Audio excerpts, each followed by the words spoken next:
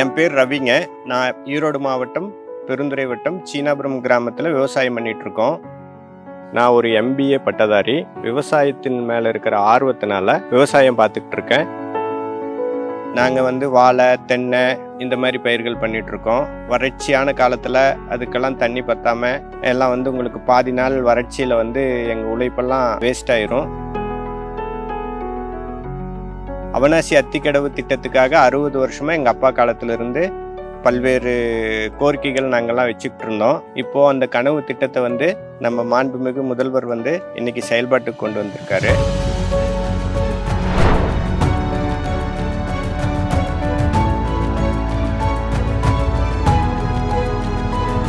இந்த அவனாசி அத்திக்கடவு திட்டத்தினால ஆயிரக்கணக்கான குளங்களுக்கு கடலில் கலக்கிற நீர் குளங்களை செறிவூட்டுறக்கு பயன்பாடாக இந்த திட்டம் செயல்பாட்டுக்கு வந்திருக்குது.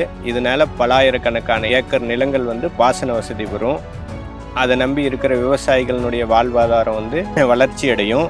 அதுபோக எங்கள் ஏரியாவில் மழை கம்மியாக பெஞ்சிருச்சுன்னா குடி தண்ணி, நிலத்தடி நீர் எல்லாமே பற்றாக்குறையாயிரும்.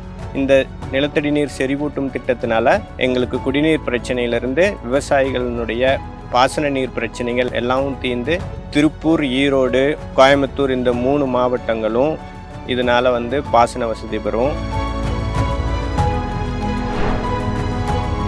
நம்ம முதல்வர் விவசாயிகளுக்கான நிறைய திட்டங்களை செயல்படுத்திட்டு வர்றாரு.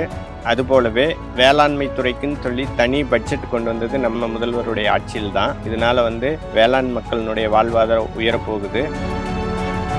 தமிழ்நாடு முதலமைச்சருக்கும் விவசாயிகள் சார்பாக மனமார்ந்த நன்றிகளை தெரிவிச்சுக்கிறேன்.